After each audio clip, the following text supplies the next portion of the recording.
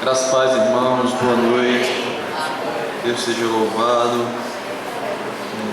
Antes da gente ler o texto da palavra do Senhor, quero convidá-los a mais uma vez orar ao Senhor. Peço a todos que se coloquem de pé. Logo após a oração, queremos ler um texto que se encontra em Apocalipse, capítulo de número 19.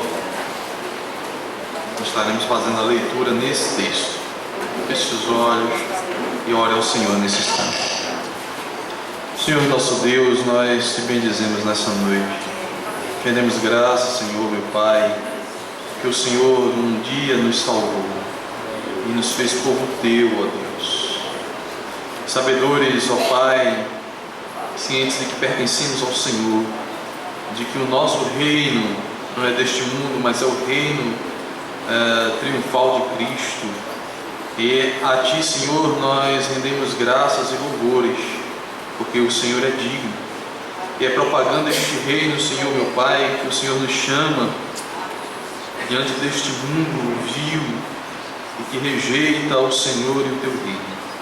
Por isso nos ajuda, Senhor, meu Pai, a defendermos as causas do reino do Senhor, as verdades do Senhor.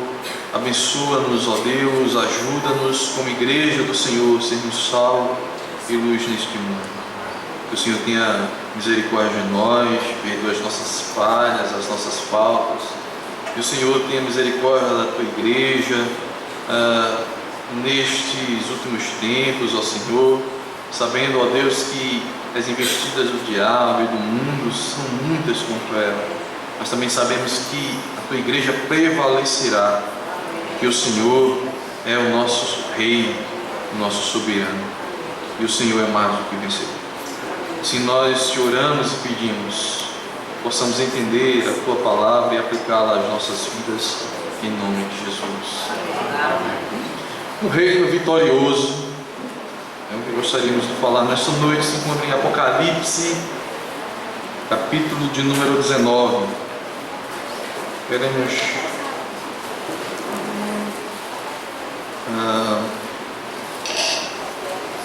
ler do versículo 1 ao 10, que é onde fala das bodas do Cordeiro, já deste momento final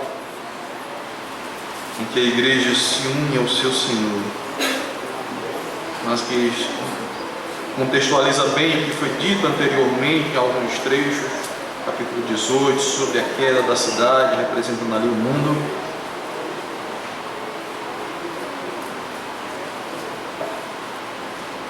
Capítulo 19, versículo de 1 ao 10, diz a palavra do Senhor: depois dessas coisas, ouvi no céu uma como grande voz de numerosa multidão, dizendo: Aleluia!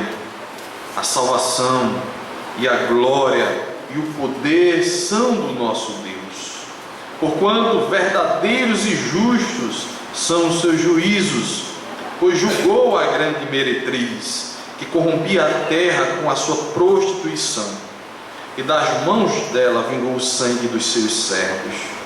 Segunda vez disseram: Aleluia! E a sua fumaça sobe pelos séculos dos séculos. Os 24 anciãos e os 4 seres viventes prostraram-se e adoraram a Deus, que se acha sentado no trono, dizendo: Amém, Aleluia! Saiu uma voz do trono, exclamando: Dai louvores ao nosso Deus, todos os seus servos, os que o temeis, os pequenos e os grandes. Então ouvi uma como voz de numerosa multidão, como de muitas águas e como de fortes trovões, dizendo: Aleluia! Pois reina o Senhor, nosso Deus, o Todo-Poderoso. Alegremo-nos, exultemos e demo-lhes a glória, porque são chegadas as bodas do Cordeiro, cuja esposa a si mesma já se ataviou, pois lhe foi dado vestir-se de linho finíssimo, resplandecente e puro, porque o linho finíssimo são os atos de justiça dos santos. Então me falou o anjo: escreve: Bem-aventurados aqueles que são chamados à ceia das bodas do Cordeiro. E acrescentou: são estas as verdadeiras palavras de Deus. Prostrei-me ante os seus pés para adorá-lo. Ele, porém, me disse: vê, não faças isso. Sou conservo teu e dos teus irmãos que mantêm o testemunho de Jesus. Adora a Deus, pois o testemunho de Jesus é o espírito da profecia. Amém. Pode sentar, irmãos.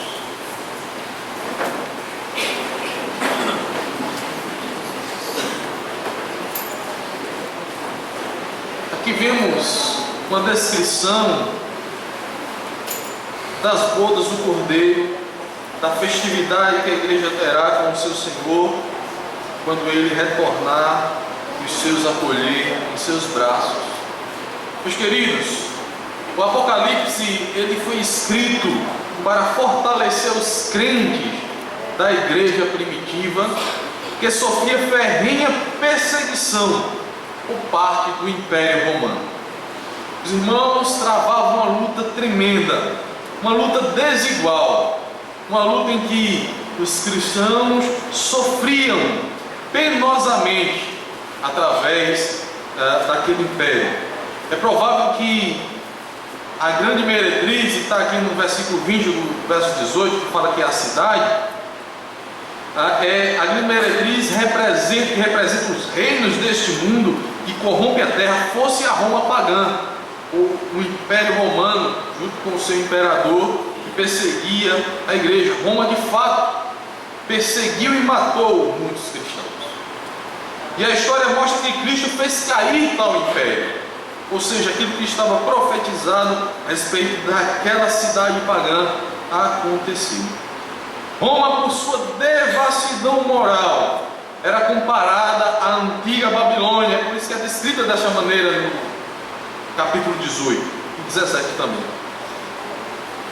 Por isso, o codinome Babilônia, que os irmãos vão encontrar aqui, era utilizado para referir-se a Roma, conforme nós vamos testificar em 1 Pedro, a primeira epístola do apóstolo Pedro, capítulo 5 a 3, onde ele se refere a Roma como Babilônia. Obviamente, os cristãos tinham um artifício de também se escrever de maneira a não, vamos assim, falar sobre Roma, já que as cartas poderiam ser interceptadas e eles poderiam sofrer ainda mais por causa do Império Romano. Roma é o espelho do mundo. Roma representa exatamente a devassidão do mundo, um mundo que rejeita Cristo, um mundo que crucifica a Cristo, um mundo que vive em devassidão e que os seus valores não são os valores de Cristo e do seu reino. É isso que representa Roma. Roma é um símbolo. Roma é a cidade, a Babilônia, que representa exatamente o que é o mundo. Era o império da época. Era um império que sobrepujava e estava acima de vários reinos que dominavam o mundo.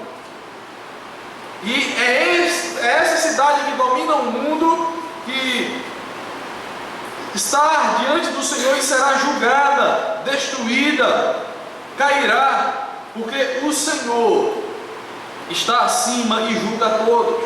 Ele é Senhor dos senhores e Rei dos reis. Então Roma representa e é um espelho daquilo que é contrário ao reino do Senhor, ao reino de Cristo.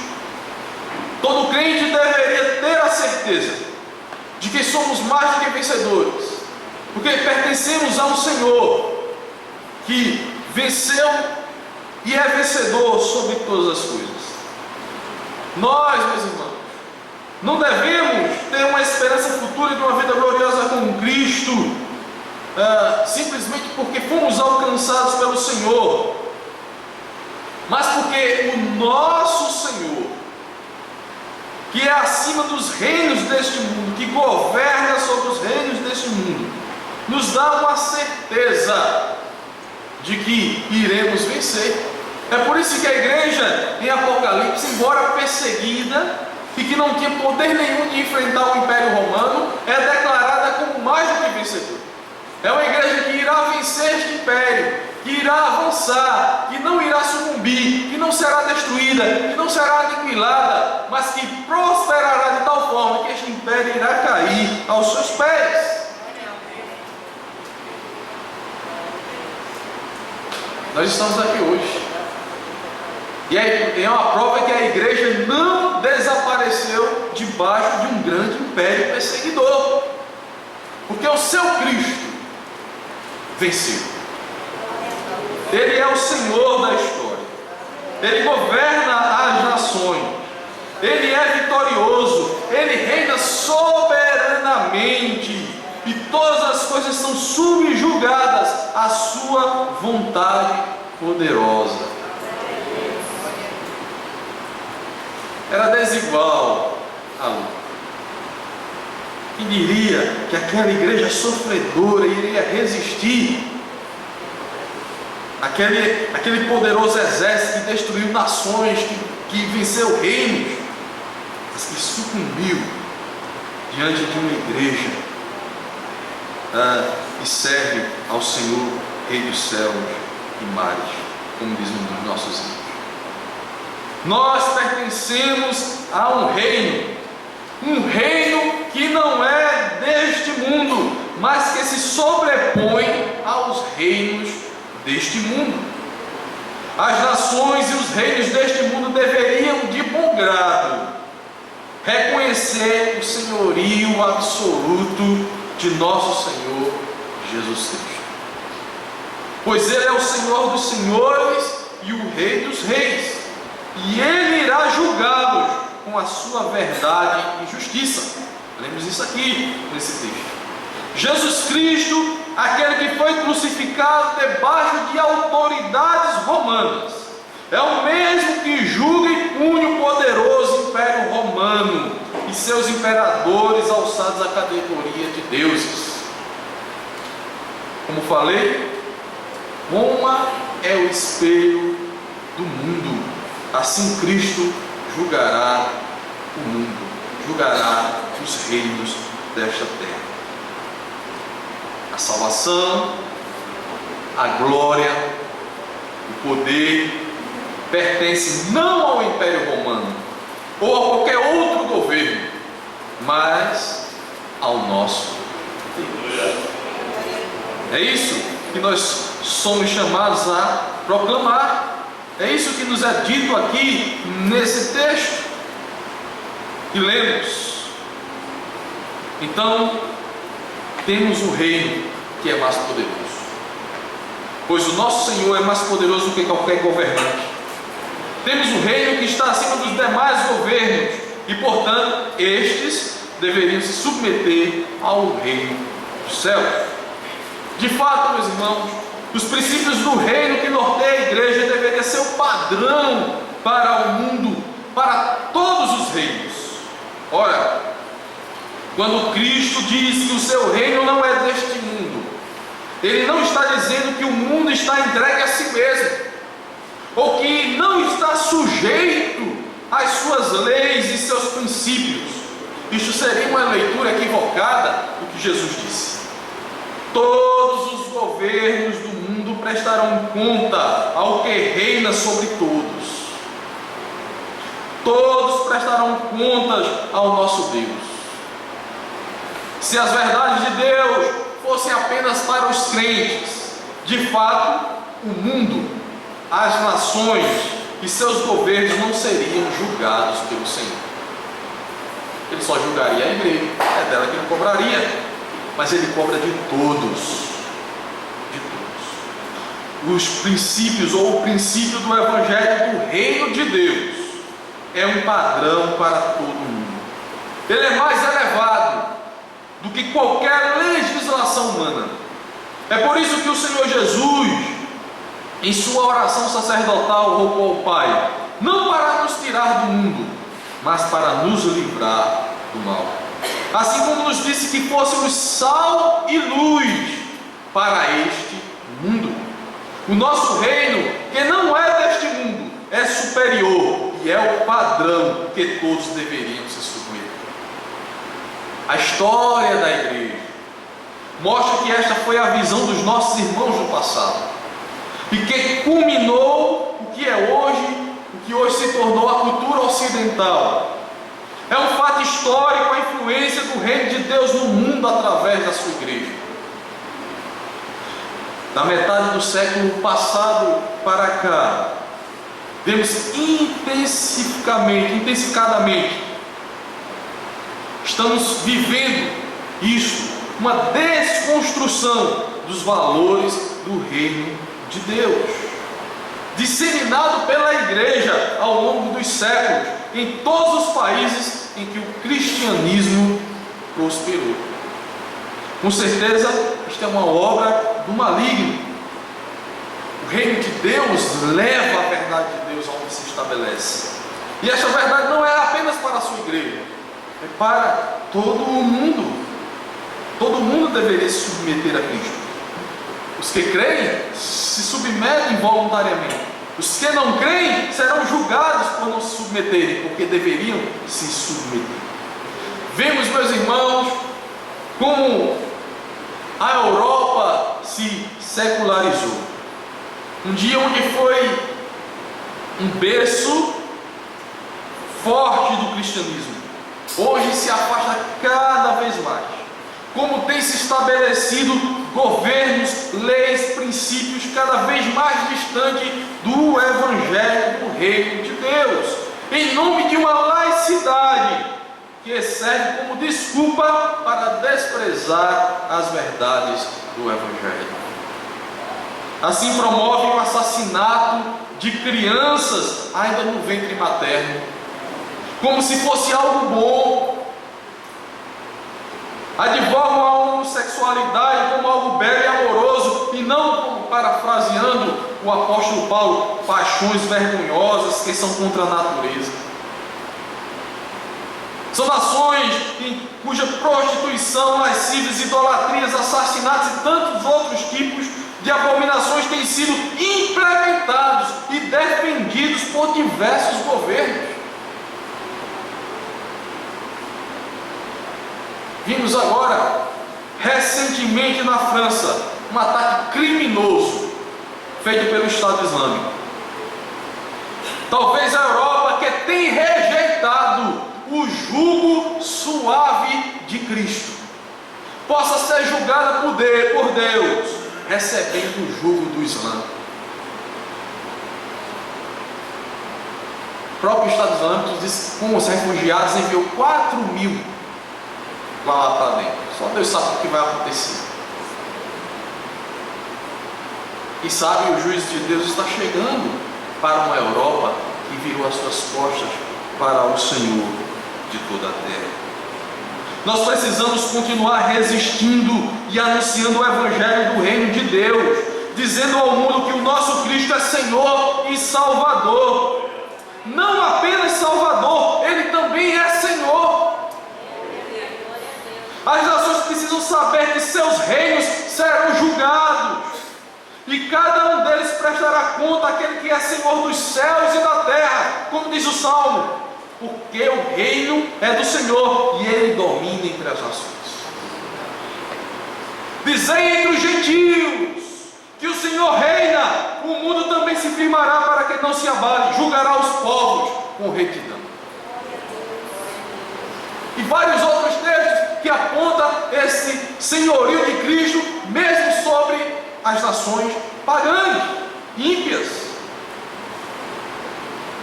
É por isso que Apocalipse vai apontar para Cristo, para Deus, e dizer: a salvação e a glória e o poder pertence ao nosso Deus, porque justos e verdadeiros são os seus julgamentos, são os seus juízos. Assim como o Senhor julgou a meretriz do passado, julgará as meretrizes do presente.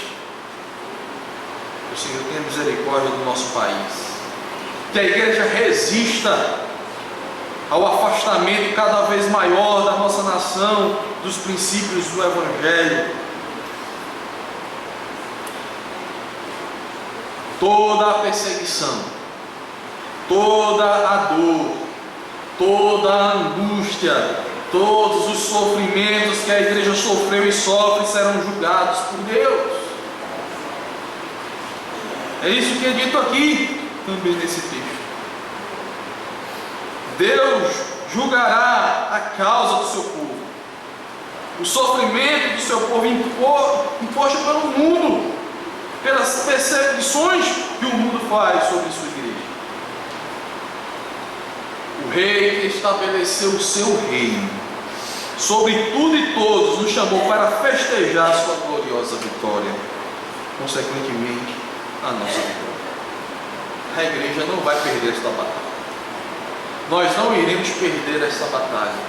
Pelo contrário, nós veremos as nações se dobrarem diante do Senhor, diante da sua glória, diante do seu poder.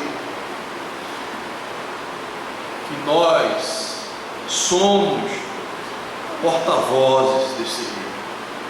Nós anunciamos ao mundo o nosso Cristo, Senhor e Salvador deste mundo. Nós anunciamos as suas verdades, o padrão que deve ser seguido, que deve ser estabelecido na vida em sociedade. Nós apontamos o caminho, nós somos luz e sal deste mundo. Alguém já disse que se a igreja não tivesse neste mundo, tivesse sido tirada deste mundo, só Deus sabe a desgraça que seria esta humanidade.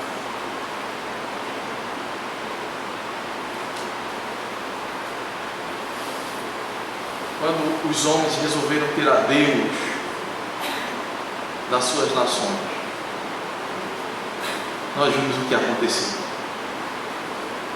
Países que no século passado, movidos por uma ideologia, resolveram abolir qualquer religião em seu meio, perseguir os cristãos, cometeram mais assassinatos, mais morticínios do que toda a história da humanidade. Estima-se que a antiga União Soviética, a China e outros países matou mais de 100 milhões de pessoas. Agora, recentemente, há um ano atrás, 2 anos, não sei, Cuba permitiu que fosse construída lá uma igreja católica, embora tivesse igreja controlada pelo Estado. Então a gente vê que as nações que se colocam contrariamente ao reino de Deus, às verdades de Deus, tendem a sucumbir e tendem a ser cada vez mais perversas. Meus irmãos, nós precisamos continuar mostrando que o reino de Deus é o melhor para esta terra. Precisamos continuar anunciando o Cristo que salva, mas o Cristo que quer que todos obedeçam às suas leis e os seus princípios, que todas as nossas áreas, que toda a nossa nação seja uma nação que glorifique a Deus, que tenha temor de Deus. Mas o Senhor vem animar a sua igreja e vem dizer que as suas perseguições e a sua luta, que não retrocede mesmo diante do poderio do adversário, mas que fica ali firme, que muitos são provados até a morte, mas que resistem dentro dos princípios e da verdade que o seu rei estabeleceu, anunciando ao mundo que o único governante que governa a sua vida de fato, que é senhorio absoluto sobre sua vida, é o Senhor Jesus Cristo. E algumas coisas nos são ditas aqui para a nossa relação com o nosso Rei. A primeira delas, meus queridos, é que nós, como igreja do Senhor, somos convocados dentre o mundo para lhe prestar culto. Todos os homens são, mas nós, como igreja do Senhor, somos aquele povo que solenemente anunciamos o nome do Senhor e o honramos em um culto público. Nós somos convocados a cultuar o nosso Deus. A igreja que se reunia aqui, escondida muitas vezes, sofria perseguição. Eram procurados como bandidos. As igrejas hoje, em muitos lugares, se reúnem também às escondidas, porque são procurados como bandidos. Mas o Senhor diz ao seu povo que eles devem cultuá-lo. E eles enfrentam essas adversidades e não deixam de se reunir como igreja, porque eles têm uma visão de que o seu Salvador também é o seu Senhor, digno de ser honrado. Que visão sublime do culto a Deus, meus irmãos. Que visão nos é dado de como devemos ver o nosso culto a Deus. Nós temos um Senhor que é digno de ser honrado publicamente, em culto solene, convocados para o adorar.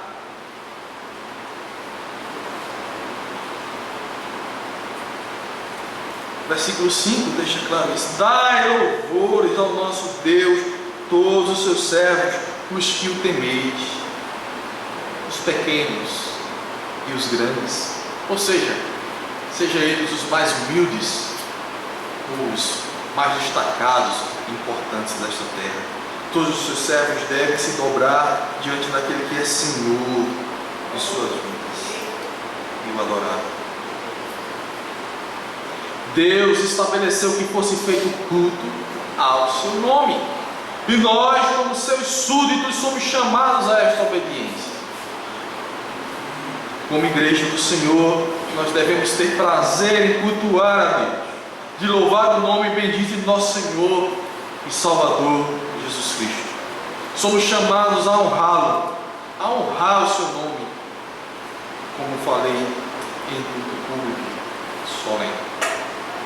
Uma outra coisa que nos é dita em relação ao nosso Rei é que devemos aguardar o nosso encontro com Ele. Mesmo em meio às dificuldades e à perseguição que o mundo nos faz, resistindo ao mundo e sendo contrário às coisas do mundo, lutando contra o mundo e sendo muitas vezes sufocados pelo mundo, ele diz: se alegrem nessa esperança, esperem pelo seu Senhor. Vocês têm um encontro marcado com o seu Senhor. Nós temos um encontro marcado com o nosso Senhor. Versículo 7 ao 8, o texto vai dizer: alegremos, exultemos e demos-lhes a glória, porque são chegadas as bodas do Cordeiro, cuja esposa assim mesmo já se ataviou, pois lhe foi dado este infiníssimo, resplandecente e puro, porque o infiníssimo são os atos de justiça dos santos. A igreja tem que viver na expectativa de festa, mesmo em meio a tantas dificuldades e coisas contrárias ao reino de Deus. A festa de casamento é a boda do Cordeiro, isto é, a volta do Senhor para se encontrar com a sua igreja. Somos chamados a celebrar, a se alegrar em Deus. A igreja do Senhor está se preparando para este encontro. Pelo menos deveria estar. A verdadeira igreja recebeu, como diz o texto, linho fino, brilhante e puro. Ou seja, ela se veste da prática da verdadeira justiça, como falamos na introdução, que não é terrena. O padrão não é terreno, não é segundo o padrão que o mundo quer estabelecer. Nós nos vestimos com aquilo que Deus nos deu. Não é aquilo que os governantes querem que prevaleça, mas o padrão dos céus, dado a nós nas Sagradas Escrituras. É o ato, está dizendo aqui, o ato dos santos.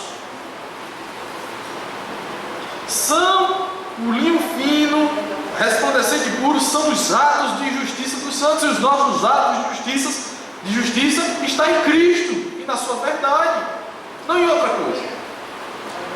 Nós não temos a nossa justiça própria, mas devemos estar submetidos à justiça de Deus. A nossa verdade é Jesus Cristo. Ele é o nosso Rei. Nada, mesmo que seja legal segundo a legislação dos homens, no entanto, contraria a lei divina, deve ser visto como normal, aceitável ou até mesmo desejável.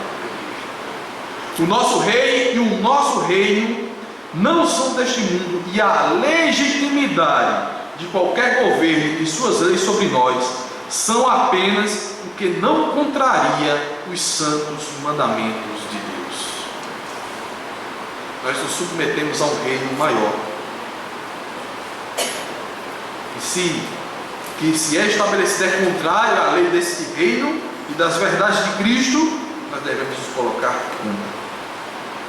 Para exemplificar, jamais como igreja do Senhor, mesmo que a legislação de nosso país aprove, deveremos aprovar, aceitar ou omitir-se quanto ao assassinato de crianças no ventre materno, o chamado aborto. Pelo contrário, lutaremos contra essas práticas que são contrárias à verdade do reino do céu, pois o nosso rei governa sobre tudo e todos. As nossas atitudes, é o que é dito aqui, meus irmãos. Os nossos atos de justiça é o que nós nos vestimos. As nossas atitudes diante do mundo são os nossos atos de justiça. Não a justiça dos reinos desta terra, mas a justiça de Deus. Vistamos com o vinho fino que nos foi dado pelo nosso Rei e Senhor Jesus Cristo. Uma outra coisa que nos é dita é que somos bem-aventurados que fomos chamados para as bodas. Bem-aventurados, mais que felizes. Somos o povo privilegiado nesta terra. Nós temos um reino eterno, inabalável, que não pode ser destruído e que vai se sobrepor sobre todos os reinos que existem. Nós somos chamados a participarmos deste reino. Nós somos chamados e colocados em um lugar de vitória, de reinar com o Senhor. A certeza de estarmos com o Senhor se estabeleceu já lá no passado, com a sua vitória na cruz, nos resgatando e nos fazendo povo seu. O povo de Deus é um povo mais que vencedor, é um povo bem-aventurado e que deve olhar para este mundo não na perspectiva simplesmente da realidade deste mundo, mas de uma realidade futura, de que ele milita não por uma causa terrena, mas por uma causa que está além dos reinos deste mundo, pela causa do reino de Deus.